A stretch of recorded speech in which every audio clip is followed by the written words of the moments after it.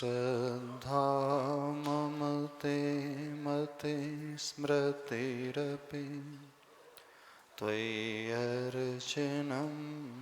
चापि ते अस्तावञ्जलयकथा श्रुतिरतः कर्णोक्षिसम्प्रेक्ष्यते स्वस्तात्याम्यसेनं शिरो नतिपरं सेवेन्द्रशीयेन ते तेजस्वी सुजनो हमेव सुकृति तेनैव तेजः पते। देवादिदेव 1008 श्री महावीर भगवान की, संत श्रोमणी आचार्य भगवान गुरुदेव श्री विद्यासागर जी महाराज की जय हो। पूज्याचार्य श्री समय सागर जी महाराज की जय हो। परम पूज्य निरापक श्रवण मुनि वीर सागर जी महाराज की, समस्त मुने संग की। भावना भवनाशिनी होती हैं, भावना भववर्धनी भी होती है। जैसी हमारी भावना होती है वैसा ही हमारा भविष्य होता चला जाता है। भविष्य का निर्माण हमारी भावनाओं पर आधारित रहता है। हर व्यक्ति यह सोचता है कि मेरा आने वाला कल मेरे वर्तमान से बहुत उज्जवल हो, निर्मल हो, सुंदर हो, पर मात्र सोच लेने से ही वो उसे प्राप्त नहीं हो जाता है। अच्छे की सोच, अच्छे की कामना रखना अलग है, लेकिन वह अच्छा, वह सुंदर प्राप्त होगा कैसे? उसके अनुरूप भाव भीतर पैदा करना अलग बात है। दुनिया का हर इंसान यही सोचता है आने वाला जीवन सुखी हो, लेकिन हर इंसान यहाँ प्राय दुखी ही नजर आता है। जब नियम ये है कि जैसा हम सोचते हैं, जैसी हमारी भावना होती है, उसी के अनुरूप हमारा भविष्य बनता है, तो रियल लाइफ में, प्रत्यक्ष में ये विरोधाभास क्यों? विरोधाभास तो नजर आता है क्योंकि हर एक की सोच तो यही होती है कि मैं बहुत सुखी हूँ, मुझे किसी प्रकार की कोई परेशानी ना हो। पर रिजल्ट जो आता है, प्राय हर व्यक्ति दुखी, हर व्यक्ति यहाँ परेशान। तो फिर जो कहा गया है कि भावनाओं के अनुसार ही हमारा जीवन बनता है, तो क्या ये सही है अथवा नहीं? थोड़ा सा उसे समझें। सत्य तो यही है कि हमारा भविष्य हमारी वर्तमान की भावना पर ही आधारित होता है। पर गलती ये हो जाती है प्राय हर व्यक्ति से कि वह सिर्फ अच्छे रिजल्ट के बारे में सोचता है कि मुझे ये मिलना चाहिए, मुझे सुख मिलना चाहिए, और वह यह नहीं सोचता है कि सुख मुझे मिलेगा कैसे, तो उसकी भावना मुझे करना है। भावना मात्र रिजल्ट की, परिणाम की नहीं करना है, फल की ही नहीं करना है, क्योंकि फल की भावना तो हर इंसान अच्छी करता है, पर रिजल्ट एकदम विपरीत नजर आता है। तो गड़बड़ यहीं रह जाती है कि वह सिर्फ अच्छे फल की भावना करता है, लेकिन वह अच्छा फल प्राप्त होगा कैसे, उस रास्ते की भी हमें भावना करना होगा। अर्थात मात्र रिजल्ट की प्लानिंग से हमें सही रिजल्ट नहीं मिलता है। हमें जो सही रिजल्ट मिलता है उस रिजल्ट तक हम पहुँचेंगे कैसे, उसकी प्लानिंग से। तो उसकी जब भावना करना सीखेंगे, अर्थात मुझे हमेशा कैसे कैसे भाव, उस रास्ते के भाव, उस साधना के भाव करते रहना चाहिए, तब हमारा व्यवहार बनता है, तब हमारा जीवन निखरता है और उसके अनुरूप फिर हमारा भविष्य बनता है। तो हम यही गलती हमेशा कर जाते हैं। और एक और गलती कर जाते हैं कि प्लानिंग में वह एक ही बार सोच करके रह जाता है और वो भूल सा जाता है। जब हमने एक ही बार सोचा और उसे दोहराया नहीं, तो हमारे पुराने संस्कार पुनः उभर करके आ जाते हैं। और पुराने संस्कार किसी के भी अच्छे हैं नहीं, सही नहीं है, उसके संस्कार गलत ही हैं। तो एक बार सोच लेने मात्र से अथवा रिजल्ट के बारे में एक बार सोच लेने मात्र से हमें वह रिजल्ट प्राप्त नहीं होगा। तो हमें अपने भीतर सुधार लाना होगा। तो ऐसी भावना, कौन सी भावना? मार्ग की भावना, साधना की भावना, उस पुरुषार्थ की भावना कि मुझे ऐसा ही करना है, मुझे ऐसा ही, इस प्रकार की साधना का विचार बार बार लाना है। इस प्रकार की प्रैक्टिस बार बार करने की भी भावना, जब यह भावना बार बार होगी तो उस प्रैक्टिस की भावना से, उस विचार की भावना से हमारा जीवन तद अनुरूप निखर करके आता है। तो यहाँ वर्णन 16 कारण भावनाओं का चल रहा है। 5वीं भावना कौन सी है? याद है? दर्शन विशुद्धि, विनय संपन्नता, शील व्रतेष्णतिचार, अभीक्ष्ण ज्ञानोपयोग और अभीक्ष्ण संवेग। अभीक्ष्ण संवेग भावना का विषय। अभी तक हमने संवेग को एक तरीके से समझा कि संसार के दुखों से हमेशा हमें डरना है, और उसे गहराई में जाकर के यह समझा कि वे दुख क्यों प्राप्त होते हैं, तो उन रास्तों से हमें डरना है। उस पाप की प्रवृत्ति के माध्यम से, कषायों की प्रवृत्ति के माध्यम से, पंचेंद्रिय के विषयों के चिंतन के माध्यम से ही हमें वह चारों ही गतियों के दुख मिलते हैं। तो हमें उस पाप की भावना से अपने आप को बचाना है। तो यह डर, यह भय अपने भीतर पैदा करना है। तो एक तरीका आचार्य भगवान ने यह बताया हमें डरने वाला, भयभीत होने वाला। अब उसका ठीक दूसरा पहलू संवेग भावना का, क्योंकि जैसे कोई भी सिक्का होता है, हर सिक्के के 2 पहलू होते हैं। एक पहलू में हमें यह नज़र आ रहा है कि हमें क्या क्या नहीं करना है, जिनसे हमें अपने आप को बचा करके रखना है।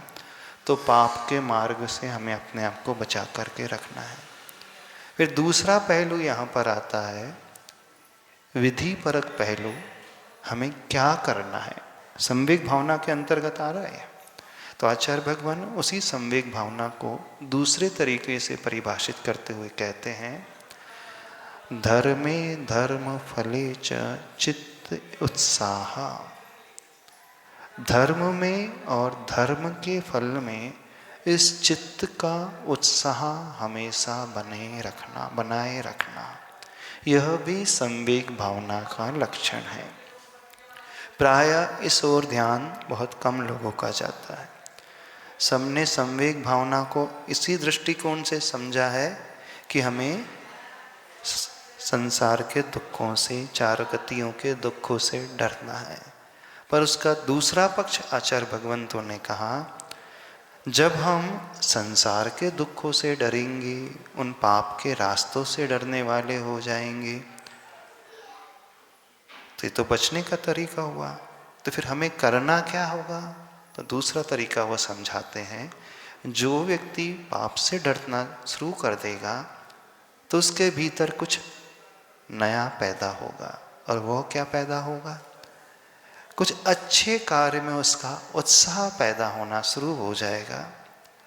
तो वो है धर्म में और धर्म के फल में उसका उत्साह चित्त में हमेशा बना रहेगा। उसे इस दृष्टि से भी हम समझ सकते हैं, संवेग का अर्थ हुआ पापों से डरना, दुखों से डरना, ये कॉज हो गया। और उसका इफेक्ट जो निकल कर के आएगा धर्म और धर्म के फल में हमारा मन हमेशा उत्साहित रहे। तो यहाँ कारण और कार्य की विवक्षा के अनुसार भी यदि हम समझने की कोशिश करें तो आचार्य भगवंतों ने संवेग को दो तरीके से समझाया। प्राय सभी लोगों ने कारण को ही मुख्यतः रख कर के संवेग की परिभाषा समझी है।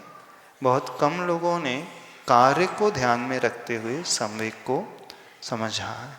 तो आज हम दूसरे पहलू को लेकर के समझने की कोशिश करेंगे और वह है क्या कार्य होगा। तो कारण क्या हुआ? अब हमने पाप को छोड़ दिया, गलत रास्ते को छोड़ दिया जिस पर चल कर के ये जीव हमेशा चारों गतियों के दुखों को पाता था।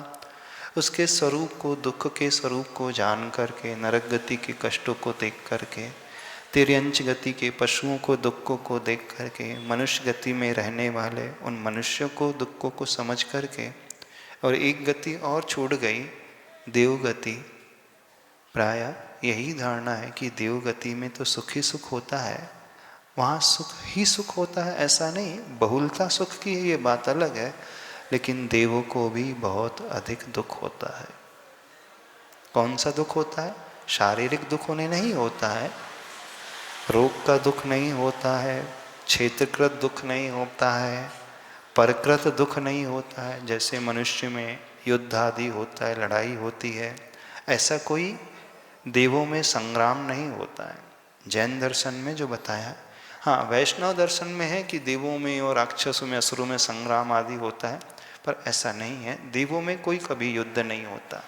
तो वहाँ उन्हें शारीरिक वेदना नहीं, रोगजन्य वेदना नहीं, क्षेत्रकृत जैसे नरकों में वेदना होती है वैसी वेदना नहीं होती है, भूख प्यास संबंधी वेदना बिल्कुल नहीं, ये दुख उन्हें बिल्कुल नहीं होते। मात्र एक ही दुख होता है और वह दुख होता है मानसिक दुख। अब आपसे पूछना चाहते हैं, कौन सी बीमारी ज़्यादा खतरनाक होती है? यदि मनुष्य से पूछा जाए कौन सी बीमारी, शारीरिक बीमारी कि मानसिक बीमारी? हाँ, शारीरिक बीमारी थोड़े दिन दवा यदि ले ली जाए तो वो जल्दी ठीक हो जाती है, लेकिन मानसिक बीमारी जो होती है वो ज़्यादा खतरनाक होती है।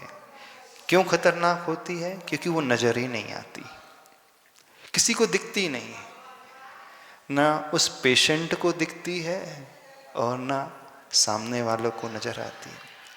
और एक सबसे बड़ी विडंबना तो ये है, यदि हम यहाँ देखें मनुष्यों में आज वर्तमान की स्थिति को देखें तो कोई भी जो मानसिक रूप से बीमार व्यक्ति है वो एक्सेप्ट ही नहीं करता कि मैं बीमार हूँ।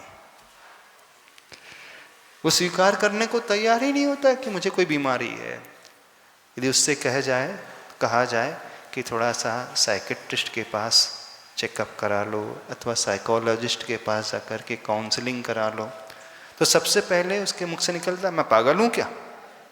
हाँ, मैं पागल थोड़ी हूँ, मैं तो बढ़िया हूँ, देखो सारे काम करता हूँ, बिजनेस करता हूँ, घर संभालता हूँ, बच्चों को पालता हूँ, समाज के सारे कार्य करता हूँ, धर्म भी कर रहा हूँ।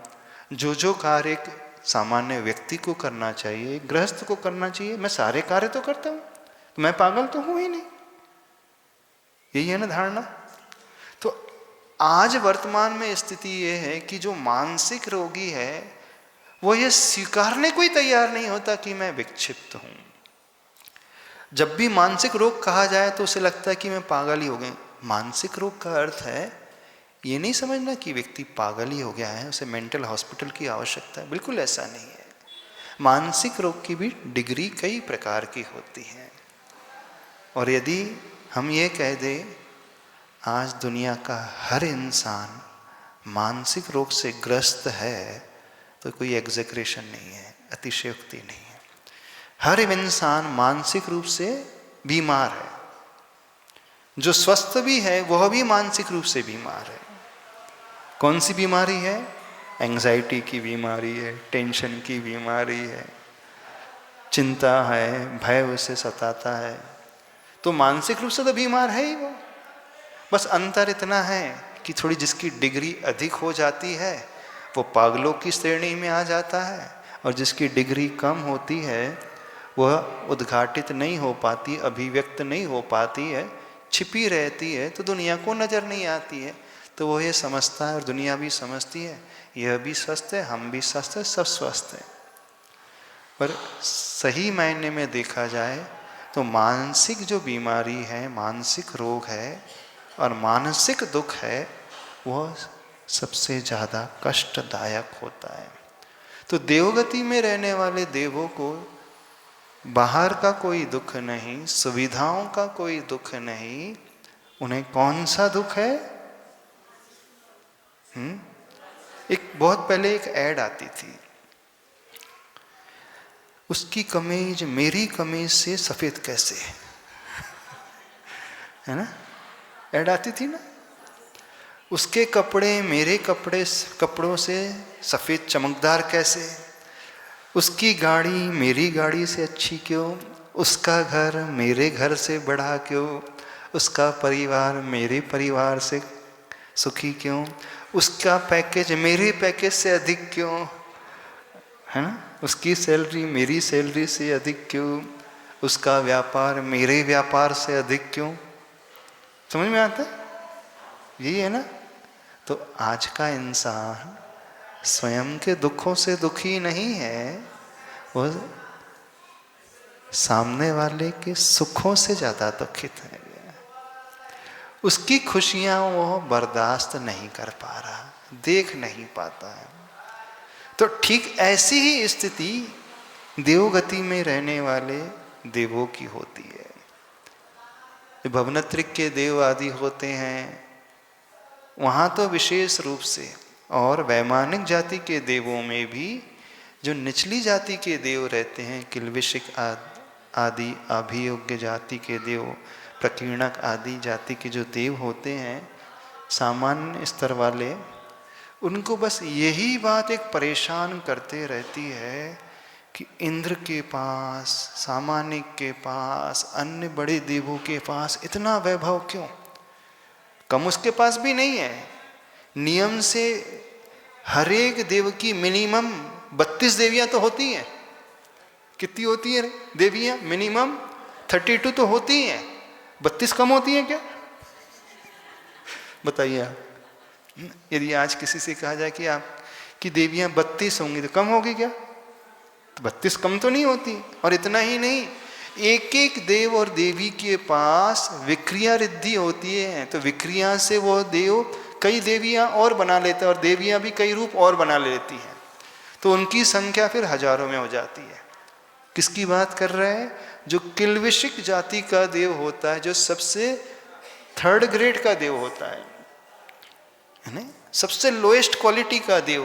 जैसे यहाँ होते हैं ना पापी लोग होते हैं, कुछ ऐसे लोग होते हैं जिन्हें अच्छी सभा में एंट्री नहीं मिलती है, जिसे निचले गोत्र का कहा जाता है, तो उन्हें अच्छा नहीं माना जाता। तो ऐसे ही देवों की फैकल्टी में भी देव होते हैं जो कभी इंद्र की सभा में एंटर नहीं कर सकते।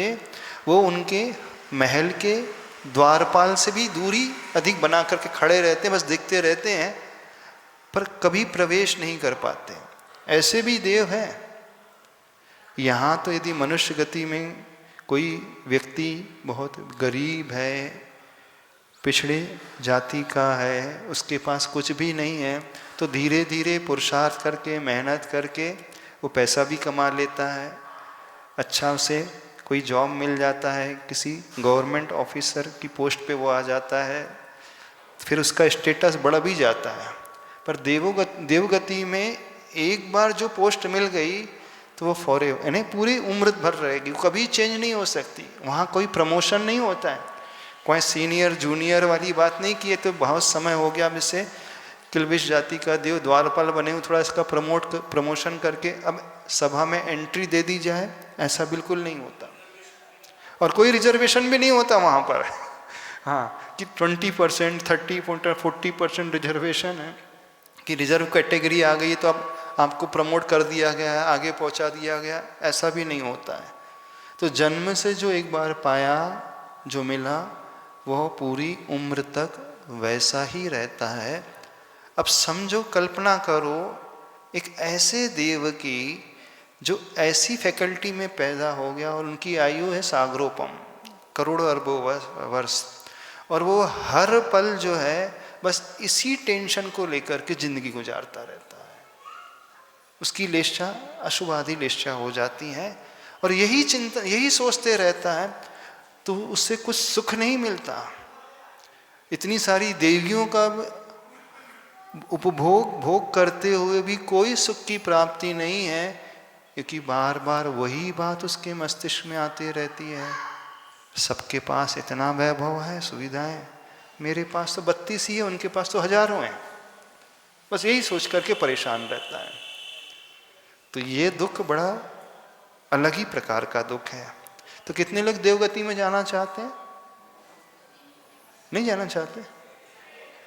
अब 3 गति के दुख समझ ली, तो देवगति का भी दुख, वहां जाना चाहते हो? फिर जाओगे कहाँ? मोक्ष। हाँ, तो जब तक मोक्ष नहीं मिलेगा तब तक तो 4 गति हैं, 4 में से कहाँ?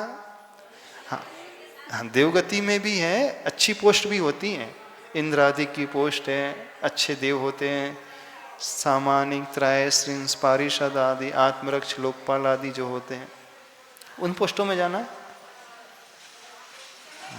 हाँ, नहीं, यदि जीव अपनी, मनुष्य अपनी विचारधारा को संभाल ले तो यही मनुष्य गति ऐसी है कि यहाँ आकर के वो बहुत कुछ अच्छा भी कर सकता है।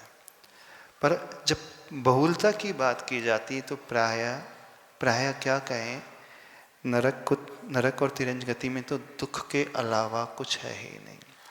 और जब हम पंचम काल में रह रहे हैं जिसका नाम ही दुखमा काल है, तो यहाँ पे भी मनुष्य को दुख के अलावा कुछ नहीं मिलता। तो हर मनुष्य बीमार है, परेशान है, और देव गतियों में रहने वाले देवों को भी दुख है। तो हमने अभी तक यह समझा कि चारों गतियों में सिवाय पीड़ा के, मानसिक शारीरिक दुखों के अलावा कुछ नहीं है। तो यह समझ करके हमने यह निश्चय कर लिया कि अब जिंदगी में ऐसे कार्य नहीं करना करेंगे हम कि इन गतियों के दुखों को हमें भुगतना पड़े। जब यह बात अच्छे से समझ में आ गई तो इस कॉज का इफेक्ट अब हमारे भीतर ये पैदा हो जाएगा। अब अच्छे कार्य करना है तो क्या करना है? तो आचार्य भगवान कहते हैं, धर्म में और धर्म के फल में हम उत्साह लाना सीखें। धर्म क्या होता है? सम्यक दर्शन, ज्ञान, चारित्राणि, मोक्ष मार्ग, और वही धर्म है, रत्नत्रय ही धर्म है। यही है ना, सदृष्टि ज्ञान वृत्तानि धर्मम धर्मेश्वरः विदु। धर्म क्या है?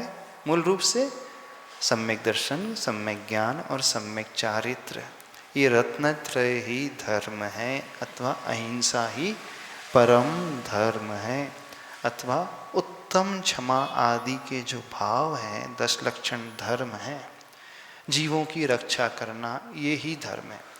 तो धर्म में हमारा उत्साह बना रहे, धर्म में अति उत्साह पैदा होने लगे। तो धर्म में किन किन का उत्साह है बताओ? जो संवेग भावना को भाने वाला जीव होगा, वो जब भी धर्म की बात आएगी, रत्नत्रय की बात आएगी, चारित्र की बात आएगी, सम्यक ज्ञान की बात आएगी, सम्यक दर्शन की बात आएगी, अहिंसा की बात आएगी, क्षमा आदि की बात आएगी, मृदुता, आर्जव आदि व्रत की बात आएगी, तो इसे सोच करके उसके मन का उत्साह एकदम बढ़ता चला जाएगा और वो आनंद से भरता चला जाएगा। तो आप लोगों को उत्साह है धर्म में? आप लोगों का धर्म तो मजबूरी का धर्म है, अथवा कोई काम धाम नहीं है, अब रिटायर हो गए हैं, तब क्या करो, धर्म कर ही लो, है ना। धर्म कैसा है प्राय सबका, अब सारे कार्य से हम निवृत्त हो चुके हैं और घर में बेटा बहू पूछते हैं नहीं, तो चलो अच्छा भाई धर्म ही कर लो। और 10 लक्षण धर्म आ रहे हैं तो शिविर में चलो, बढ़िया 10 दिन के लिए व्यवस्था हो जाए। हाँ, और दुनिया की दृष्टि में, समाज की दृष्टि में, घर की दृष्टि में हम धार्मिक भी कहलाएंगे, ऐसा नहीं। तो उत्साह का अर्थ है एक अलग ही आनंद की अनुभूति। जब भी चरित्र की बात आए तो उसके मन में एक आनंद का भाव पैदा होने लगे। वो कई कषाय से प्रेरित होकर के धर्म के बारे में ना सोचे, मजबूरी में ना, लौकिक आकांक्षा को ध्यान में रखते हुए उस लौकिक फल को पाने के लिए धर्म के में उत्साह नहीं।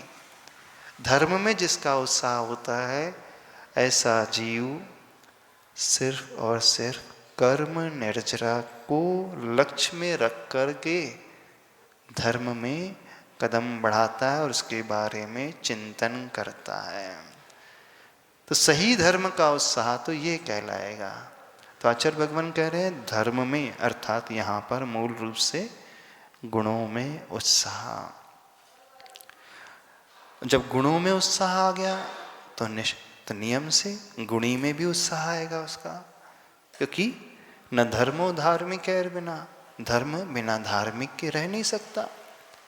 धर्म कोई ऐसी वस्तु थोड़ी है जैसे कोई सोने की अंगूठी है, सोना है, चांदी है तो कहीं पड़ी हो, ऐसा कहीं नहीं है। धर्म आपकी अलमारी में रखा हो, ऐसा है? हाँ, शास्त्र तो आप अलमारी में रख सकते हो, पर शास्त्र से ज्ञान नहीं, इस बात को समझना। शास्त्र जो है ज्ञान का माध्यम होता है। तो प्राय व्यक्ति ये समझता है कि मैंने शास्त्र अलमारी में ला कर के रख दिया है, लाइब्रेरी घर में बना ली है, तो मेरा सम्यक ज्ञान रूपी अंग आ गया है और वो धर्म आ गया है। नहीं, धर्म कोई वस्तु नहीं, एक ऑब्जेक्ट नहीं होती है जो कहीं पर रख दी जाए। तो धर्म तो आचरण का विषय होता है। तो जो आचरण में लेकर के आ रहे हैं इन गुणों को, रत्नत्रय को, तो उन गुणियों को देख करके मन में उत्साह का संचार हो जाए और इन गुणों में मन में एकदम प्रफुल्लता, आनंद का भाव पैदा होने लगे, तो वह व्यक्ति मानना संवेग भावनाओं से भरा हुआ है। पर अभी तो आप लोगों को कहना पड़ता है, कहना पड़ता है ना कि भैया ये करो। जिस क्षेत्र में उत्साह होता है वहां कभी कहना नहीं पड़ता है। दुकान जाने के लिए, पैसा कमाने के लिए कहना पड़ता है किसी को? गुरु को प्रेरणा देना पड़ती होगी, भैया पैसा कमाया करो। किसी से कहना पड़ता है? भोजन बनाने के लिए, भोजन करने के लिए, खाने के लिए कहना पड़ता है किसी को?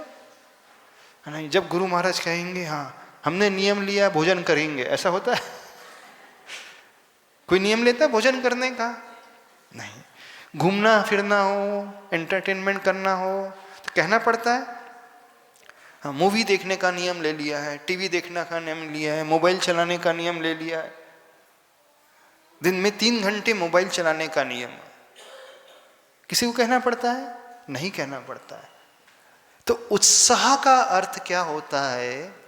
बिना किसी की प्रेरणा के आनंद से भर कर के कार्य करते चले जाना। तो देखना सबका उत्साह किसमें है? अधर्म में है, पाप में है, विषय भोग में है, पैसों में है, परिग्रह में है, एंजॉयमेंट में है, मोमेंट्री प्लेजर में है ना, सेंसरी प्लेजर में, इंद्रिय सुख में।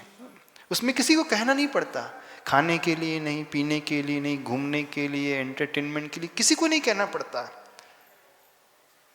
बिना किसी के कहे वह स्वतः ही करता चला जाता है। और देखना एक विशेष बात, जहाँ उत्साह होता है ना, वहाँ कभी बोरियत नहीं होती है, होती? जहाँ उत्साह होता है वहाँ कभी थकान नहीं होती। पैसे कमाते कमाते थक जाते हो क्या आप लोग कभी? बताओ। पैसे कमाते कमाते थक गए, अब हम रात के 12 बजे भी कस्टमर आ रहा है, मीटिंग है तो चला जाएगा, कभी नहीं थकता वो, कभी उसे बोरियत नहीं होती है। होती है? अच्छा, भोजन करते करते बोरियत होती है कभी? अरे बहुत दिन हो गए भोजन करते करते, अब तो मैं बोर हो गया हूं, अब थोड़ा सा ब्रेक लेना है। किसी के साथ ऐसा हुआ अभी तक? जिंदगी से भोजन करते आ रहे हैं, खाते आ रहे, पीते आ रहे, घूमते आ रहे, कभी बोर हुए आप खा करके? कोई हुआ? क्यों नहीं हुई बोरियत? जो काम आप डेली कर रहे हो और डेली दिन में न जाने कितने बार कर रहे हो, व्यक्ति प्राय यह कहता है अब एक ही कार्य को रोज रोज करो तो बोर हो ही जाते हैं, हो जाते ना। वो तर्क क्या देता है, अब डेली डेली करें तो कब तक करेंगे, आखिर मूड है वो बोर हो जाता है, इस कारण थोड़ा सा ब्रेक चाहिए, चेंज चाहिए, इस कारण हम कहीं बाहर चले जाते घूमने के लिए। तो देखना, जिस कार्य में आपको कभी बोरियत नहीं होती हो, जिस कार्य को करते हुए आप कभी थकते नहीं हैं, जिस कार्य को करते हुए हमेशा आनंद ही आनंद आता है। अच्छा, खा करके आनंद आता है कि उदास हो जाते हो? बताओ। हाँ? खा पी करके उदास हो जाते हो? कितने लोग उदास मन से भोजन करते हैं? कोई है? चलो अब भोजन करना है तो अब उदास मन से कर लो, क्या करूं, फंस गया हूं, भोजन करना पड़ेगा, अभी कर लेता हूं। होता है ऐसा कभी? घूमने जाना हो, उदास होकर के जाते हो? कोई नहीं जाता। नई ड्रेसेस खरीदना हो, कपड़े खरीदना है नए, उदास होकर के खरीदते हो? नया मोबाइल खरीदना है, उदास होकर के? विषय भोग करना, उदास होकर के? नहीं। तो देखना, संसार के जितने भी कार्य हैं, व्यक्ति को उसमें कभी उदासी नहीं आती और कभी थकान भी नहीं होती है और कभी वो बोर भी नहीं होता है। तो हमें यदि पता करना है कि हमारा उत्साह है कि नहीं, तो उसकी बड़ी अच्छी हम कसौटी बता रहे हैं। जब जब आपको लगने लगे कि अब हम बोर हो गए हैं, तो समझना आपका उत्साह नहीं उस कार्य के लिए, नियम से, क्योंकि दोनों इनवर्सली प्रोपोर्शनेट रहते हैं। उत्साह और आनंद, यदि उत्साह कहें और आनंद कहें और वो एक्टिविटी,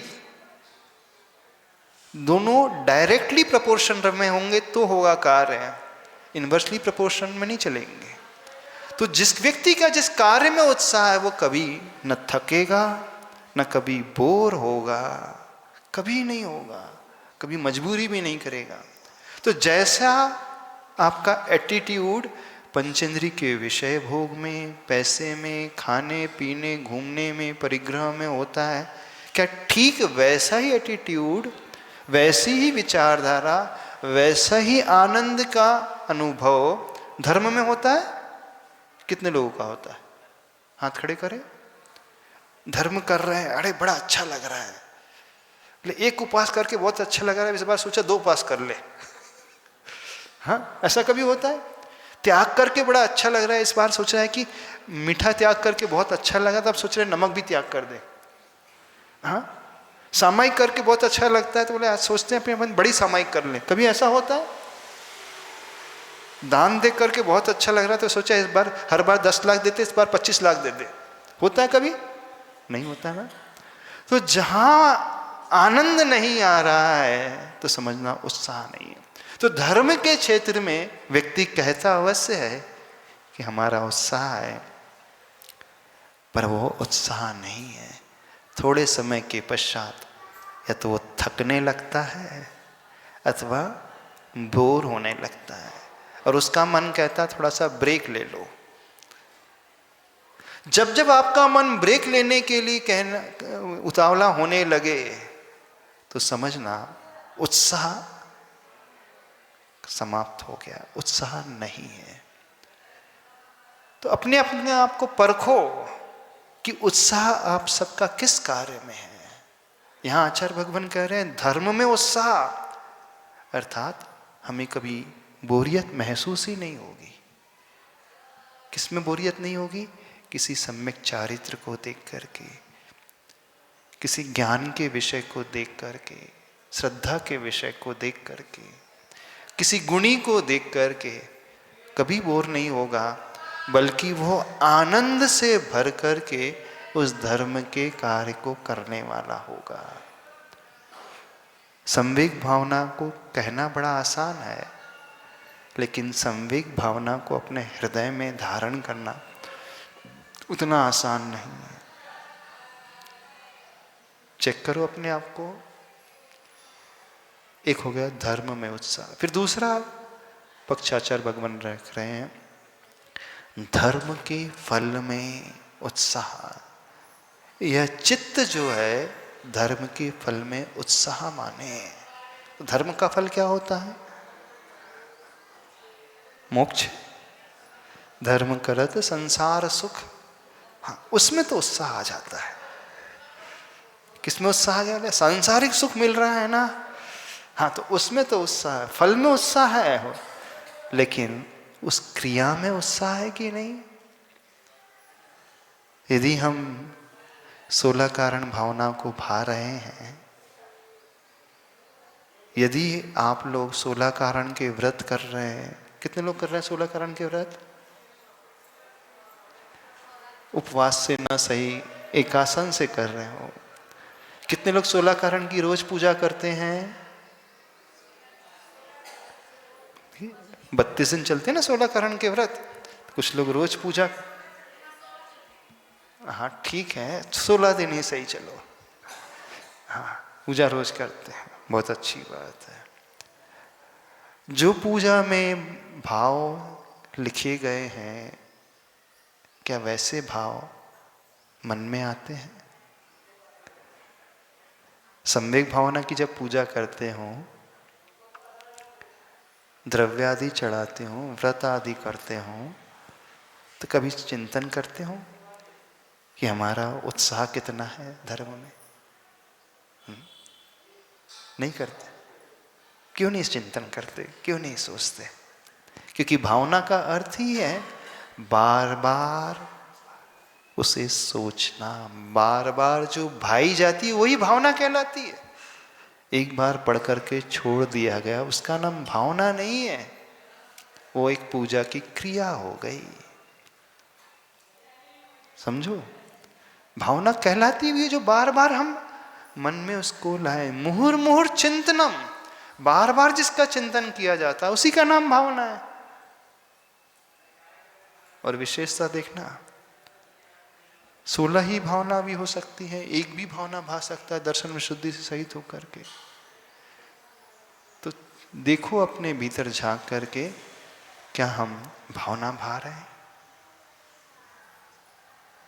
जब ऐसी भावना भाने वाले हो जाएंगे तो हमें वह फल प्राप्त होगा। फल कौन सा है? तीर्थंकर का पद, यही फल है। वो तो एकदम सुपर मोस्ट हो गया, और वो नहीं है तो भले ही व्यक्ति तीर्थंकर बने अथवा न बने, लेकिन सामान्य केवली तो बन ही जाएगा। अरहंत तो वो बन ही जाएगा। 4 घातियां कर्मों को वो नष्ट कर ही देगा। तो संवेग भावना अपने आप में भी एक अलग ही प्रकार की भावना। तो इसमें जो दूसरा विधि परक पक्ष है वो हमारे भीतर रिफ्लेक्ट होना चाहिए। जब हमें पाप से डर लगने लगा तो हमारे भीतर आना चाहिए कि नहीं, अब हम उत्साह से संचारित करके स्वयं को इस धर्म का अनुपालन करेंगे। उत्साह से भर करके धर्म में हम रमने लगेंगे। सांसारिक विषयों में व्यक्ति रमता है कि नहीं? सांसारिक विषयों को वो सिर्फ भोग में नहीं लाता, उसमें वो रम जाता है, रंजायमान हो जाता है, तल्लीन हो जाता है, डूब जाता है। और जब वो डूब जाता है तो स्वयं को भूल जाता है। क्या वैसा धर्म के साथ होता है? अभी तो डूबना तो बहुत दूर, वो छू भी नहीं पा रहा है। नदी के किनारे में खड़े होकर के यदि कोई ये सोच ले कि मैंने स्नान कर लिया है, नहीं। हाँ, नदी तट पर तो आ गया है वो, लेकिन आनंद जो आता है तट पर बैठ कर के सिर्फ पानी में पैर डालने से भी नहीं आता है। तट पर बैठ कर के किसी बाल्टी से पानी भर कर के नहाने में भी नहीं आता है। इवन नदी में तैरने से भी नहीं आता है जो आनंद डूबने में आता है। जब वो डूबता है तो एकदम तल्लीन हो जाता है। तो संसार में क्या होता है, सांसारिक विषयों के साथ क्या होता है, व्यक्ति ऊपर ऊपर नहीं रहता है, उथला उथला नहीं रहता है, वह डूब जाता है। जिसे पानी से डर लगता है वो सिर्फ पानी को देखता है और बहुत हुआ तो पानी को छू लेता है। इतना ही होता है ना, इससे ज़्यादा तो कुछ नहीं होता। लेकिन जिससे उसमें आनंद आता है वह सीधे डुबकी उसमें लगा देता है, डाइव लगा देता है। तो जैसे सांसारिक क्षेत्र में आप लोग एकदम डाइव लगा देते हो, डूब जाते हो, तो आचार्य भगवान कह रहे हैं धार्मिक क्षेत्र में भी हम डूबना सीखें। जब डूबेंगे तो ये पहचान होगी हमारे उत्साह की। तो डूबने का आनंद अलग ही होता है, तल्लीन होने का आनंद। डूबने से अर्थ ये नहीं लगाना कि मर गया। डूबने का आनंद यानी उसका होशो हवास, जागृति रहती है, बैलेंस बना करके रखता है और वह आनंद से भरा हुआ होता है। तो जो संवेग भावना को भाने वाला व्यक्ति होता है वो धर्म में इस प्रकार से उत्साहित रहता है और धर्म के फल में भी उत्साहित रहता है। समझ में आ रहा है कि नहीं समझ में आ रहा है? तो है संवेग भावना कि नहीं? अभी तो सिर्फ पढ़ी है, अभी तो सिर्फ पूजा की है। और विडंबना देखना, प्राय व्यक्ति जो षोडशकारण व्रत भी करते हैं वह भी डूब नहीं पाते, वो छूते भी नहीं हैं। डूबना तो बहुत दूर, वो सिर्फ दूर से देखते रहते हैं। नदी तट पर तो पहुंच गए हैं वो, लेकिन पास में खड़े होकर के उस जल के प्रवाह को देख रहे हैं। तो कोशिश करना इस संवेग भावना के भाव को हम अपने भीतर गहराई से उतार पाएं। फिर उसका आनंद बिल्कुल वैसा ही होगा जैसे सांसारिक विषयों का आनंद होता है ना, उसमें कभी बोरियत नहीं होती ना। फिर व्यक्ति को धर्म से कभी बोरियत नहीं होगी, कभी नहीं होगी बोरियत। भोजन करके भी आप तुरंत, लंच करके भी तुरंत आप शाम के भोजन की तैयारी शुरू कर देते हो। प्लानिंग तो हो जाती ना, अभी सवेरे का हुआ नहीं है, शाम को क्या बनाना है, क्या खाना है, ऐसे होता है ना। अभी उसने लंच किया भी नहीं है लेकिन शाम की तैयारी, हाँ शाम को ये सब्जी बनेगी, ये खाना है, ये भोजन करना है, ये खाना है। कितनी गजब की रुचि रहती है भोजन में, रहती है ना। तो ऐसे ही जिसका उत्साह होता है वो धर्म कर रहा है, एक क्रिया कर रहा है, अब वो सोचता है कि इसके बाद मुझे शाम को ये भी करना है। ठीक ये ही उसका नेचर हो जाता है। तो जैसे सांसारिक विषयों में, भोगोपभोग की सामग्री में व्यक्ति की मानसिकता हो जाती, विचारधारा हो जाती है, उत्साहित व्यक्ति भी धर्म के क्षेत्र में भी ऐसी ही विचारधारा करने वाला होता है, और करने वाला नहीं होता, वो स्वतः ही उस रूप परिणत हो ही जाता है। तो कोशिश करना, कौन सी कोशिश? जैसे संसार की क्रियाएं करते हैं वैसे ही धर्म की। और एक बहुत विशेष बात आचार्य चामुंड राय जी ने लिखी है कि संसार में धर्म कैसे करना चाहिए। तो बोले यह जीव जैसे पाप करता है ठीक वैसे ही धर्म करना चाहिए। कैसा होना चाहिए धर्म? जैसा पाप होता है बिल्कुल वैसा ही धर्म हो, कोई डिफरेंस नहीं। जितना डूब करके वो पाप करता है, तन्मय हो करके पाप करता है, उतना ही डूब करके, उतना ही तन्मय हो करके वह धर्म करे तो मानना वह संवेग भावना को भाने वाला हो जाएगा। बोले संत श्रोमणी आचार्य भगुंद्र देव श्री विद्यासागर जी महाराज की जय हो।